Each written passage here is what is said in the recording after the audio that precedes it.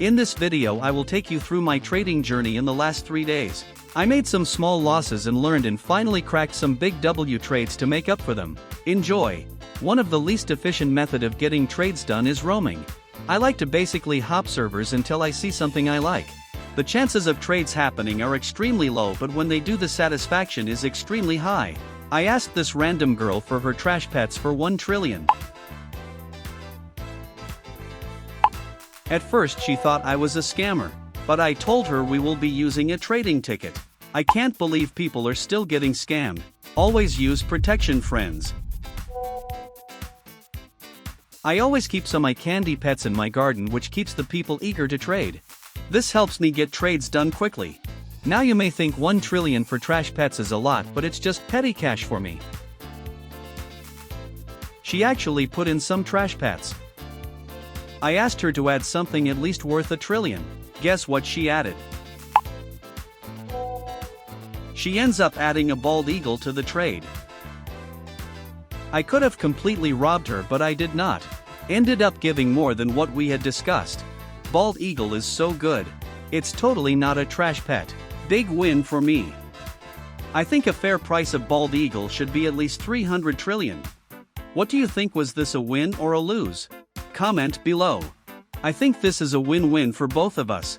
She will not need a bald eagle because she does not have 8 egg slots and won't have for a long time, while the money would be really useful to her.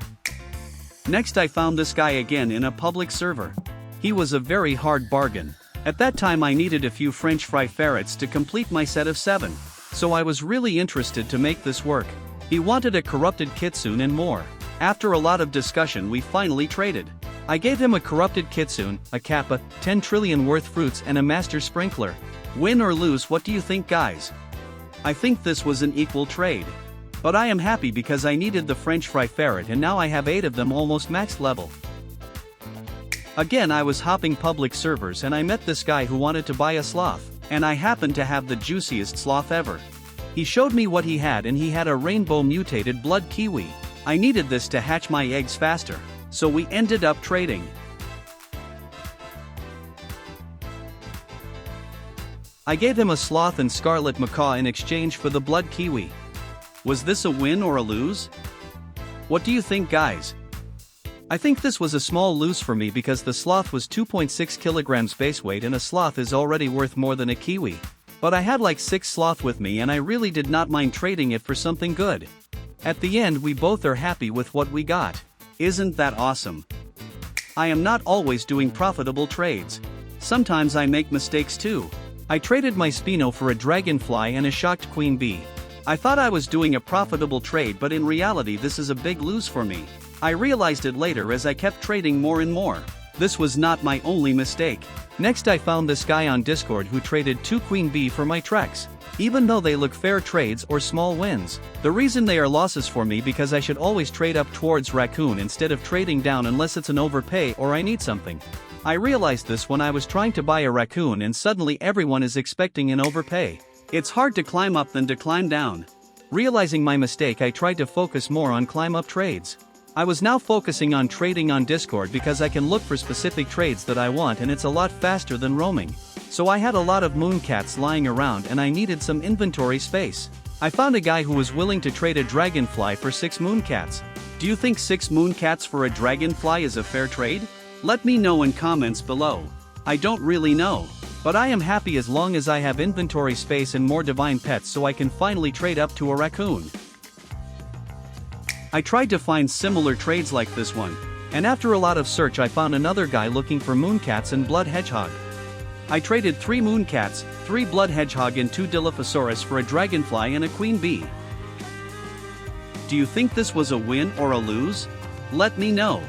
I think it's a win as long as I am making space in my inventory and climbing up. There is a new bug related to Nihanzaru since yesterday and they were in demand. I had 8 of them lying around which I never used.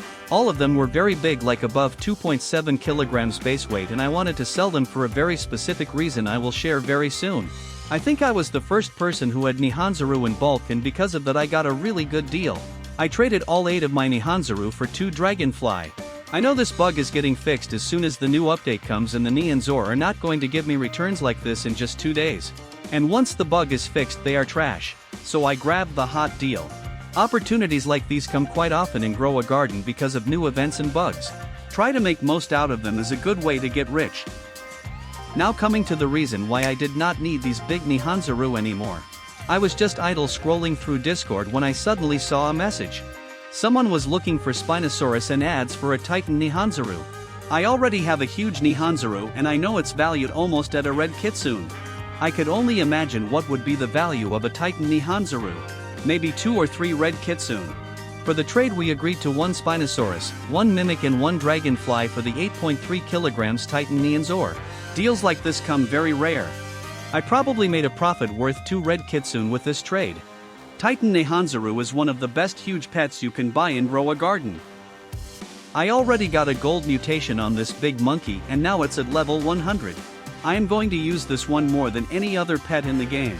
Nihanzaru is one of the most underrated pet in the game. Let me educate you.